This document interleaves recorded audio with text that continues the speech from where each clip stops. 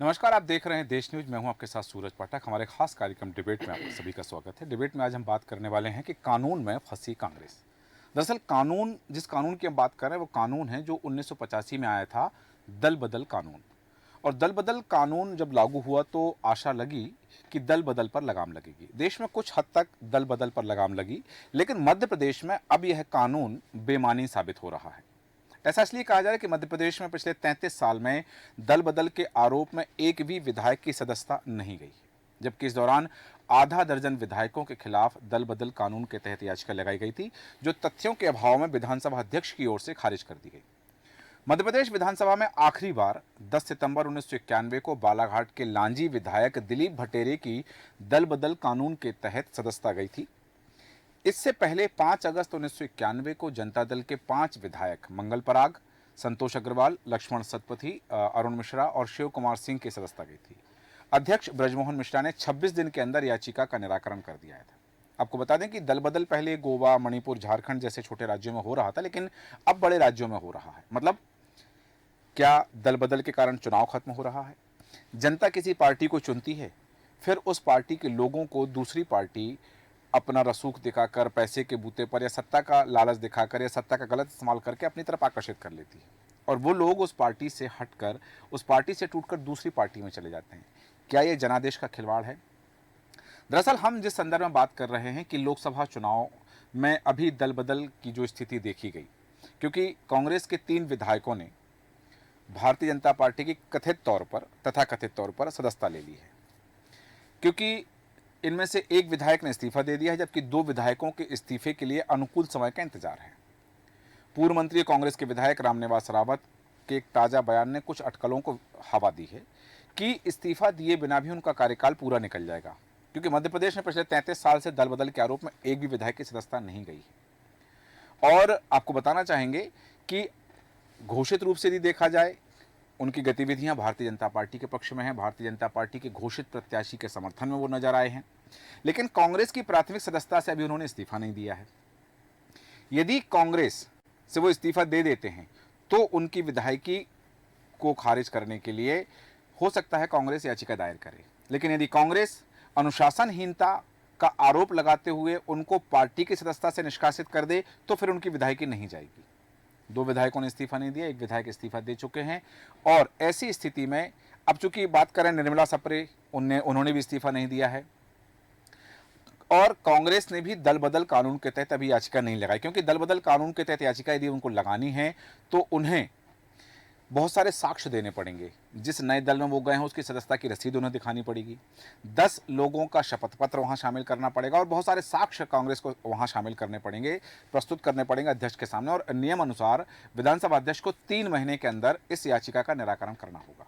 अब ऐसी स्थिति में जो बात कही जा रही है कि बिना इस्तीफा दिए भी उनका कार्यकाल पूरा हो जाएगा, हो सकता है वो इंतजार कर रहे हैं कि कांग्रेस जो है या पार्टी जो है वो अनुशासनहीनता का आरोप लगा करके उन्हें पार्टी से निष्कासित करे, तो स्वाभाविक बात है कि फिर उनकी विधायकी जो है वो बहाल रही आएगी, बरकरार रही आएगी। ऐसी स्थिति में यदि वो इस्तीफा देते हैं पार्टी की सदस्यता से तो उनकी विधायकी जा सकती है, यदि उस पर भी कांग्रेस याचिका लगाएगी तो कानून के फेर में तो कांग्रेस उलझी हुई है, और इसका फायदा भारतीय जनता पार्टी, हालांकि भारतीय जनता पार्टी के घोषित रूप से अभी उन्होंने उनकी सदस्यता की रसीद सामने नहीं आई है। तो क्या भारतीय जनता, अब जैसा देखा जा रहा है कि कागजों में अभी भी कांग्रेस के सदस्य हैं, वो घोषित रूप से भारतीय जनता पार्टी के सदस्य हैं। ऐसी स्थिति में भारतीय जनता पार्टी की क्या गतिविधि होने वाली है, और साथ ही क्या कांग्रेस याचिका लगाएगी उनकी विधायकी खारिज करने के लिए? तमाम सवाल हैं, सवालों के जवाब के लिए हम चर्चा करेंगे। चर्चा में खास मेहमान हमारे साथ हैं, आपका परिचय कराते हैं। हमारे साथ हैं भारतीय जनता पार्टी के प्रवक्ता योगेश गुप्ता जी। योगेश गुप्ता जी, आपका बहुत स्वागत है देश न्यूज में। साथ ही हमारे साथ कांग्रेस प्रवक्ता राजकुमार उपाध्याय जी हैं। राजकुमार उपाध्याय जी, आपका स्वागत करते हैं। और राजनीतिक विश्लेषक रामानंद द्विवेदी जी हमारे साथ हैं। रामानंद द्विवेदी जी, आपका स्वागत है देश न्यूज में। और सबसे पहले राजकुमार जी आपके पास आना चाहूँगा। कांग्रेस के 3 विधायक जिन्होंने कथित रूप से भारतीय जनता पार्टी की सदस्यता ले ली, भारतीय जनता पार्टी में शामिल हो गए। लोकसभा चुनाव के पहले चरण में अमरवाला विधायक गए हैं, उसके बाद दूसरे तीसरे चरण में निर्मला सप्रे और रामनिवास रावत चले गए हैं। क्या रामनिवास रावत और निर्मला सप्रे की विधायकी समाप्त करने के लिए कांग्रेस विधानसभा स्पीकर के पास याचिका लगाएगी?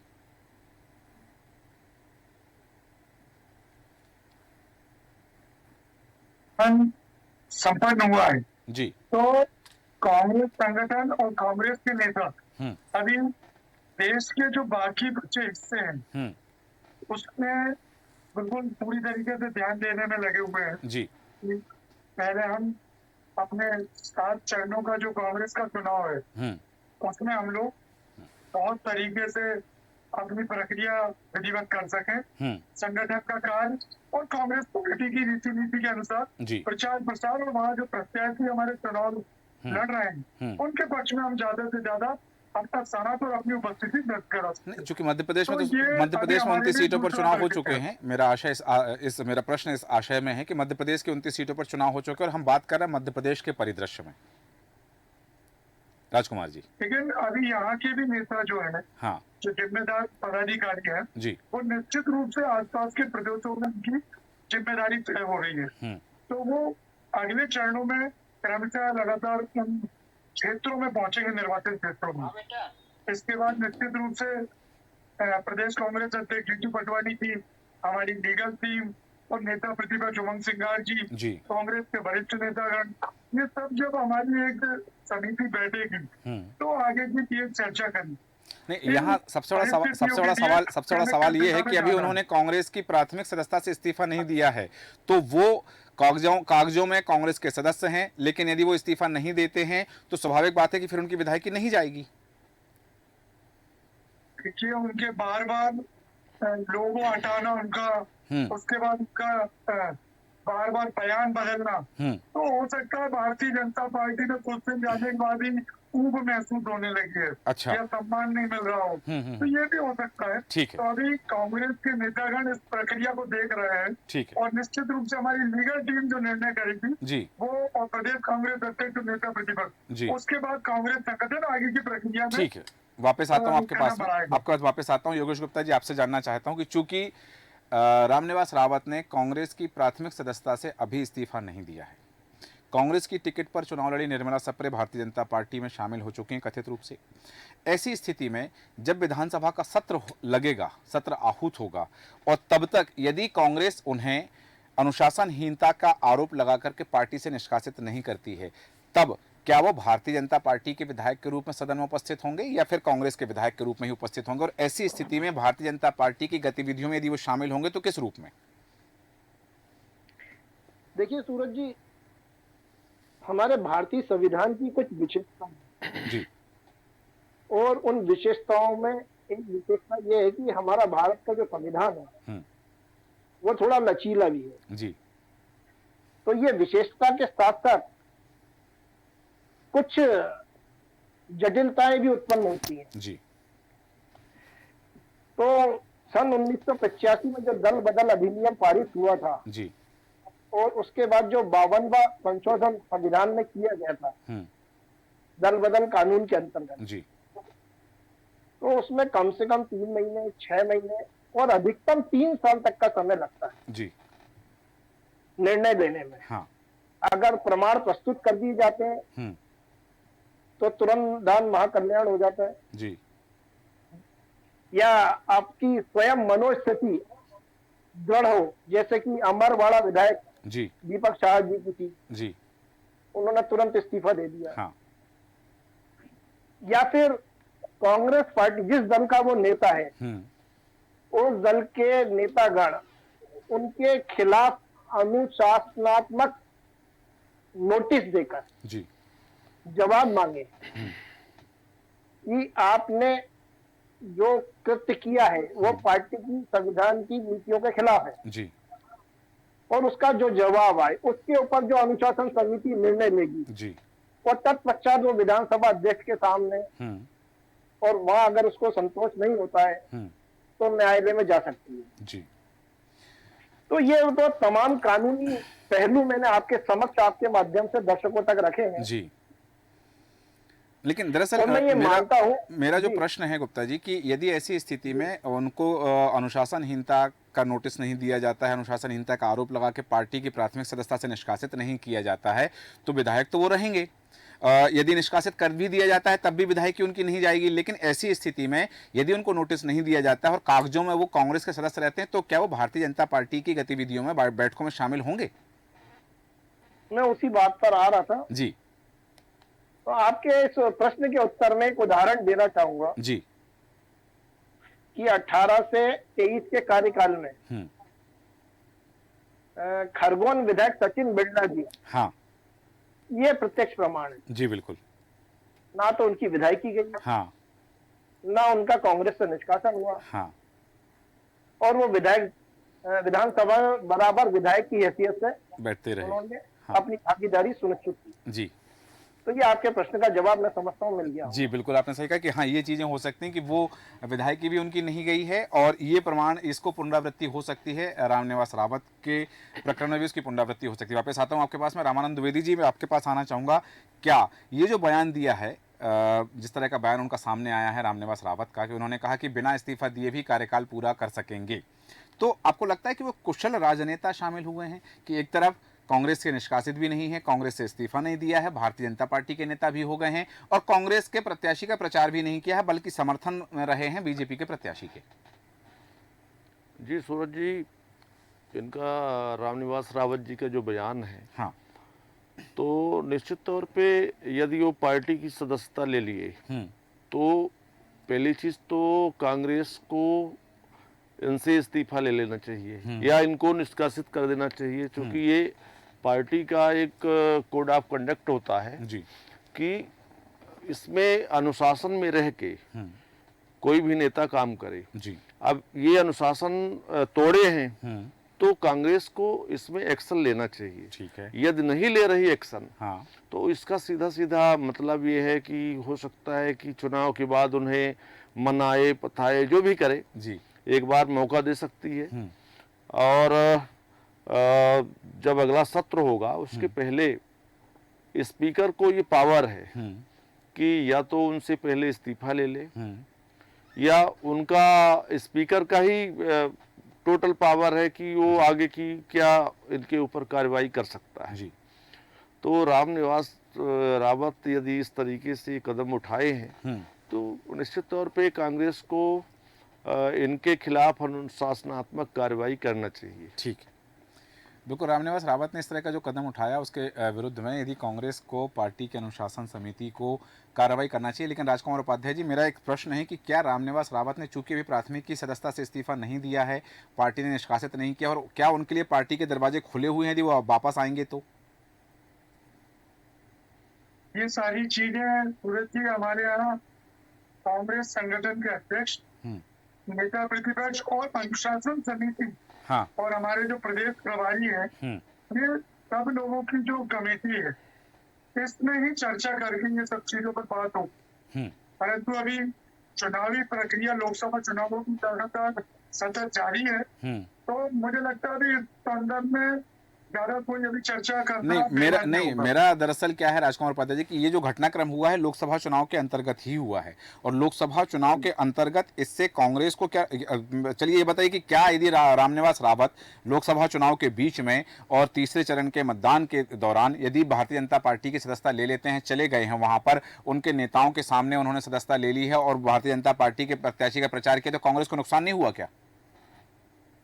बिल्कुल नुकसान हुआ है, और सारे अखबारों में, प्रिंट मीडिया में, इलेक्ट्रॉनिक मीडिया में, और उनका नेताओं, भारतीय जनता पार्टी के नेताओं के साथ मंचासन और मंच पर शामिल होना, ये सारे तथ्य स्पष्ट रूप से सब आ चुके हैं। बस अब ये सारे प्रकरण जो है इस लोकसभा चुनावों के बाद जब सामने निरंतर रखाएंगे तो कांग्रेस निश्चित रूप से कोई ना कोई कदम उठाएगी। ठीक है, कांग्रेस कदम उठाएगी, लेकिन सबसे बड़ा सवाल यहाँ पर यह है कि जैसा कि मैंने प्रश्न भी किया कि क्या जो विधायक हैं, जो पूर्व मंत्री रहे हैं, विधायक दल के सचेतक रहे हैं, एक ऐसा सीनियर व्यक्ति यदि आप विपक्ष में हैं, सत्ताधारी दल भारतीय जनता पार्टी का, भारतीय जनता पार्टी के मुख्यमंत्री हैं, भारतीय जनता पार्टी के प्रदेश अध्यक्ष हैं, भारतीय जनता पार्टी के नेता हैं नरोत्तम मिश्रा, उनके सामने यदि उनके साथ मंच साझा करता है, तो क्या ये कांग्रेस की अनुशासनहीनता की श्रेणी में आता है? बिल्कुल आ रहा है, और कांग्रेस की अनुशासन समिति की बैठक जब होगी तो निश्चित रूप से इस संबंध में बात भी होगी, और जो आगे की प्रक्रिया मैंने आपको बताया नहीं, था, वो तो इंतजार ही कि कर वो रहे हैं, रामनिवास निश्चित रावत रूप तो इस से बात का ही इंतजार आगे कर रहे हैं कि आप उनको अनुशासनहीनता का आरोप लगा करके निष्कासित कर दो पार्टी से, ताकि उनकी विधायकी ना जाए, क्योंकि यदि उन्होंने इस्तीफा दिया तो विधायकी जा सकती है। आप कांग्रेस, यदि आपकी पार्टी के नेता या विधानसभा नेता प्रतिपक्ष जो है वो याचिका लगाएंगे तो विधायकी जा सकती है। वो तो इसी बात का इंतजार कर रहे हैं कि आप निष्कासित करो। तो ऐसी स्थिति में जो कांग्रेस के और नेता है उनको क्या मैसेज जाएगा फिर? बिल्कुल हम तो इस चीज में एक चीज और सुधार करना चाहता हूँ सूरज जी, जी। कि निश्चित रूप से चुनाव आयोग और न्यायालय को हाँ।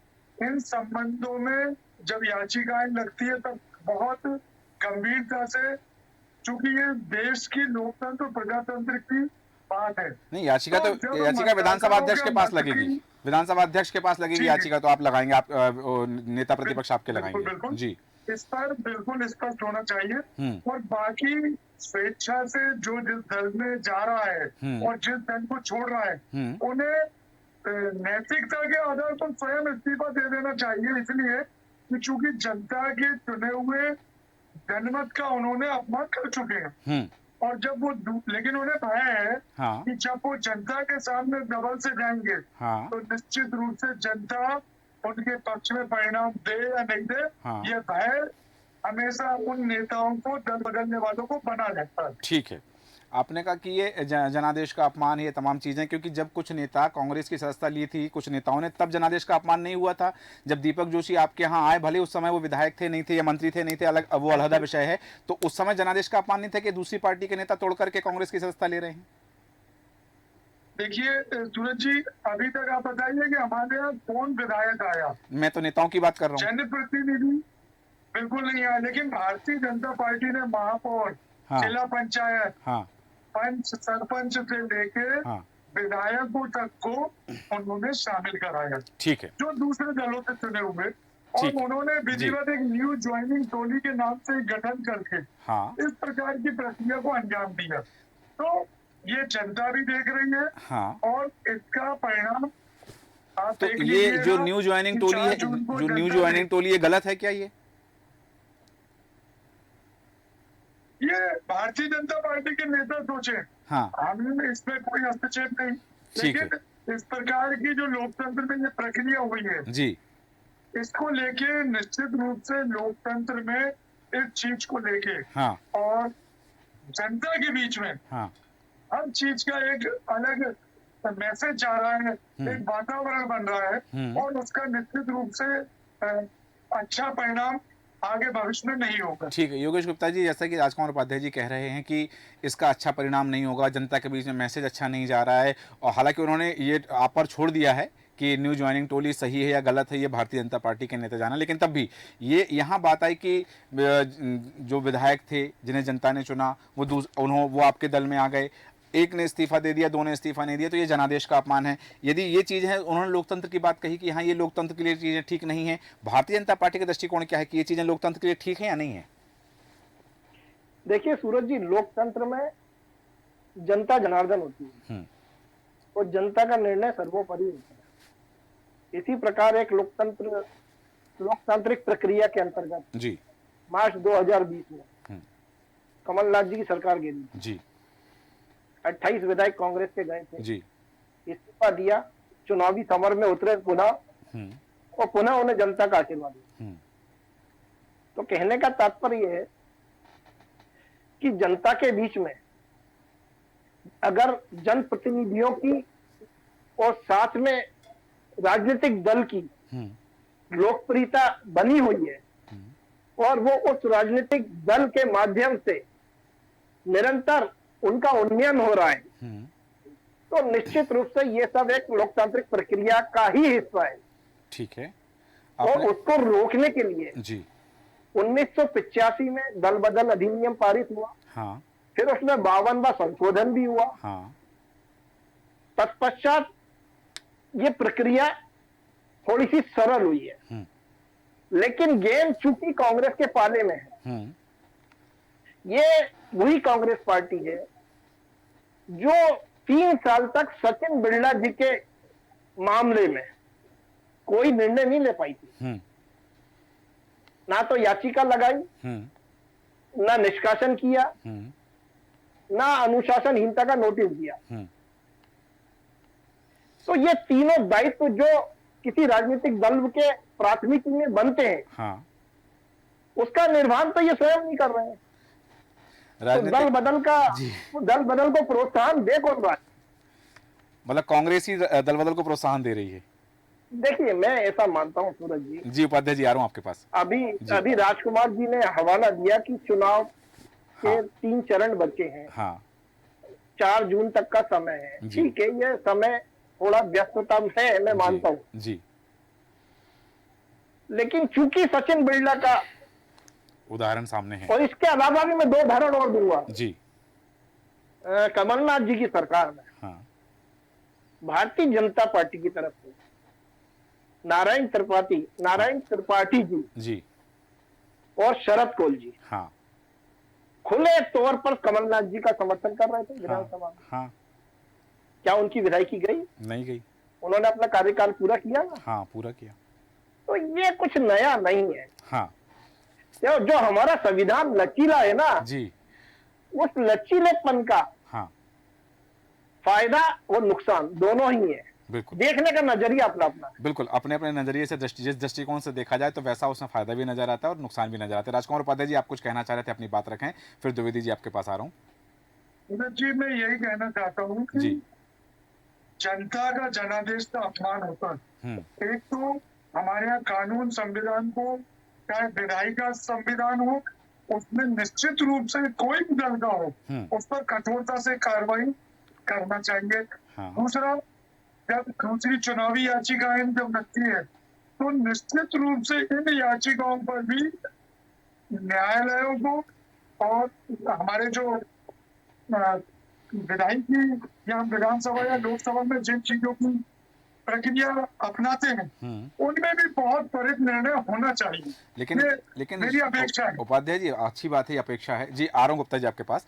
उपाध्याय जी, सही कहा आपने कि अपेक्षा है, लेकिन अपेक्षा तो पार्टी से शुरू हो ना कि यदि उन्होंने अनुशासनहीनता की है, वो पार्टी के विधायक हैं, पार्टी के सिंबल पर चुनाव लड़े हैं, और यदि वो भारतीय जनता पार्टी के नेताओं के साथ मंच साझा करे तो अनुशासनहीनता का नोटिस तो आपको दे देना चाहिए था। सचिन बिरला को आपने नहीं दिया 3 साल में, इनको दे देना चाहिए था। आपने कहा संविधान से अपेक्षा है कि संविधान, भाई पार्टी का तो संविधान होगा ना अपना। देखिए, सचिन बिरला जी और अन्य नेताओं का और जो बाकी लोग दल बदल में उस समय गए थे, उसमें आप देखिए कि अधिकांश ने इस्तीफा देकर चुनाव लड़ा। हाँ, उसमें से कुछ लोगों को, और आज की तारीख में तो इस विधानसभा चुनाव में 5 से लोग नदारद है। तो निश्चित रूप से ये भय उन नेताओं को बना रहता है कि अगर हम फिर से चुनावी मैदान में जाएंगे तो निश्चित रूप से जनता के सामने कैसे करेंगे। नहीं तो आपने जब 2020 में जब उपचुनाव हुए तो उपाध्याय जी, जनमत से जीते थे। उपाध्याय जी, आरंभ गुप्ता जी, बस एक आखिरी सवाल उपाध्याय जी से है मेरा कि आपने तो उस समय गद्दार और वफादार को लेकर के मुद्दा भी चलाया था, लेकिन तब भी वो जो लोग थे जिन्होंने उपचुनाव हुआ था 2020 में, तब इमरती देवी अलहदा विषय है कि वो नहीं जीत पाई थी, लेकिन बाकी तो सारे प्रत्याशी जीते ही थे, टिकट बदल गया था। नहीं, उसमें बहुत सारे नहीं थे, गिरिराज दत्तोतिया भी आ गए थे। और ऐसे, और उसके बाद दूसरे चरण में जनता ने बहुत सारे लोगों को देखिए बाहर कर दिया। ठीक है गुप्ता जी, ठीक है। ये होता है कि जनता की अदालत सबसे बड़ी है। बिल्कुल। और जब आप दूसरी पार्टी में जा रहे हैं तो नैतिकता से आपको उस पार्टी के जिसके साथ आप नहीं है, तो आप निश्चित रूप से इस्तीफा देकर, चलिए, ठीक है, मैदान में तैयार। ठीक है उपाध्याय जी। योगेश गुप्ता जी, आप कुछ कहना चाह रहे थे, अपनी बात रखें, और बात अब राजकुमार उपाध्याय जी ने नैतिकता की कर दी। जी, यहीं से शुरू होता हूँ। जी, देखिए सूरज जी, जिस पार्टी के नेताओं का नैतिक पतन हो चुका हो, जो महिलाओं के बारे में निरंतर अमर्यादित टिप्पणियां रखते हैं, तिरछी नजर रखते हैं, महिलाओं में रस और चाशनी ढूंढते हैं, तो उस पार्टी के प्रवक्ताओं के द्वारा नैतिकता की बातें करना हास्यास्पद है। मेरे मित्र हैं राजकुमार उपाध्याय जी, एक छोटा सा उदाहरण के तौर पर आपको समझाना चाहूंगा कि कहीं कोई अगर आपस में विवाद की स्थिति उत्पन्न होती है तो हम सबसे पहले क्या करते हैं? थाने में जाते हैं, प्राथमिकी दर्ज कराते हैं कि नहीं कराते? तो वो तो आप करा नहीं रहे हो और संविधान और लोकतंत्र को कोस रहे हो। अरे बाबा साहब अम्बेडकर द्वारा रचित संविधान, उसमें इतनी खूबियां हैं, इतनी विशेषताएं हैं, आप उस संविधान के अनुरूप चलो तो सही, मगर आप उस रास्ते पर नहीं चल पाते और अगर मगर किंतु परंतु करके और जनता को भ्रमित करते हैं, स्वयं भी भ्रम में रहते हैं। तो ये जनता आज की डेट में जो है ना, वो शिक्षित है, 64% 65% मतदाता शिक्षित है, उसको सब समझ आता है। ठीक है, जिस तरह से आपने और गूगल पे हर चीज अवेलेबल है। हाँ, सब कुछ। अगर राजकुमार जी भी गूगल पे सर्च करेंगे ना, हाँ, तो मैंने जितनी भी बातें कही हैं वो प्रमाणित पाई जाएंगी। ठीक है, आपने कहा कि ये योगेश जी, महिलाओं के मामले में और नैतिकता के मामले में तो भारतीय जनता पार्टी खुद आप देख लीजिए कहाँ कटघरे में खड़ी है। इतने मामले हैं कि देश की छोड़ दीजिए, प्रदेश में बहुत सारे मामले हैं। खुद मुख्यमंत्री महोदय के विधानसभा क्षेत्र उज्जैन जिले के मामले, तो नैतिकता इंदौर में भी लोगों ने देख ली, ब्रजभूषण शरण सिंह जी के मामले में देख ली, पहलवान बेटी है कर्नाटक प्रज्वला रेवन्ना के, तो ऐसे बहुत मामले हैं। चलिए, ठीक है, हम तो अभी ये चाह रहे हैं ठीक है, ठीक है, चूंकि उन पर हमारे वोटिंग हो गई है उन पर, जी, इन सारे मामलों पर वोटिंग हो चुकी है। ठीक है, चूंकि आज हमारा विषय वो नहीं है, इसीलिए उस पर हम विस्तृत चर्चा नहीं करेंगे। रामानंद द्विवेदी, आपके पास आना चाहूंगा। बात हुई कि यदि एक चुना हुआ नेता किसी दल के टिकट पर चुनाव लड़ता है, वो दूसरे दल का दामन थाम लेता, तो क्या ये जनादेश का अपमान है? और जिस तरह से जो नेता गए हैं, हम देखें कांग्रेस से जो भाजपा में आए हैं, भाजपा से जो कांग्रेस में गए, उन्होंने बताया कि पार्टी में उनकी पूछ परख नहीं थी, पार्टी में उनका सम्मान नहीं था, या कुछ और कारण उन्होंने बताया, और उन कारणों से उन्होंने पार्टी से को विदा कहकर के दूसरे दल का दामन थाम लिया। क्या वास्तव में ये जनादेश का अपमान है? और यदि अपमान है तो फिर वो जो 1985 में कानून बनाया गया था, उस कानून का पालन तो हो ही रहा है। जी सूरज जी, बिल्कुल ये लोकतंत्र का अपमान है। जिस तरीके से कांग्रेस पार्टी नैतिकता की अभी बात कर रहे थे जी, तो पार्टी में नैतिकता कहाँ है? जिस पार्टी में अनुशासन ना हो, जिस पार्टी में नैतिकता ना हो, उसका मेंबर इस तरीके की हरकत करे कि जिसमें कोई कमान ही ना हो। भाई बड़े बड़े आज जो बुजुर्ग नेता कांग्रेस छोड़ के भाजपा में गए और आज वो कह रहे हैं कि हमारा मान सम्मान नहीं हो रहा, हमें अपमानित झेलना पड़ रहा है, तो ये कहीं न कहीं पार्टी के अनुशासन की कमी झलकती है। क्योंकि पार्टी को तुरंत एक्शन लेना चाहिए। हाँ, और उनको निष्कासित कर देना चाहिए। आप क्यों निष्कासित नहीं कर रहे हो? आप क्यों इतना अनुशासन को जकड़ के क्यों नहीं रखे कि आपका कोई भी मेंबर कुछ भी बात कर रहा है, हाँ, कहीं भी जा रहा है? बिल्कुल। अब इस समय तो आया राम गया राम, इतनी बाढ़ आ गई कि भाजपा में कांग्रेस के कितने लोग चले गए। आखिर कहीं न कहीं किसी भी बड़े नेता का बयान नहीं आ रहा।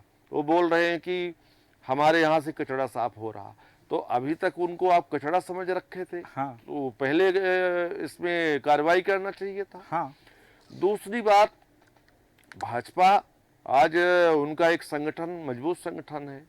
सारे नेता हम देखते हैं कि कहीं भी चुनाव होता है, जैसे प्रथम चरण, द्वितीय चरण, तृतीय चरण, पूरा केंद्रीय नेतृत्व से लेके और प्रदेश नेतृत्व तक वहाँ पूरी बूथ से लेकर के और मेहनत करते हैं। कांग्रेस में वो संगठन क्यों नहीं दिखता? कोई ना केंद्र का नेता आ रहा, ना प्रदेश का नेता आ रहा, न कोई अनुशासन है, गुटबाजी हावी है। इसमें भी कई तरीके, नाम तो नहीं लेना चाहूँगा, लेकिन कई तरीके के गुट आज देखने को मिल रहा है। तो लोकतंत्र में आप बड़ी पार्टी हो, आपको पब्लिक के लिए काम करना चाहिए, अपनी बातें रखें। पब्लिक आपको जनादेश देती है, विश्वास करती है। अब जैसे रामनिवास रावत जी की बात हुई जी, पब्लिक से चुने हुए नेता हैं, आज अपने स्वार्थ के लिए क्यों दूसरी पार्टी में जा रहे हो? तो कहीं न कहीं उनका स्वार्थ झलक रहा है। तो ऐसे पार्टियों के नेताओं को जनादेश की अवहेलना नहीं करना चाहिए, उनको अनुशासन में रह के काम करना चाहिए, क्योंकि कहीं न कहीं जनादेश उनको प्राप्त हुआ है। हाँ। जनता उनको चुनी है, इस विश्वास के लिए चुनी है कि आप जनता का काम करेंगे। हाँ। लेकिन वो कहीं ना कहीं आप उनके साथ छल कर रहे हैं, अपने स्वार्थ की राजनीति कर रहे हैं। बिल्कुल। तो इस तरीके से हम नहीं समझते कि जो सीनियर लीडर हैं हाँ। उनको इस तरीके की हरकतें करनी चाहिए।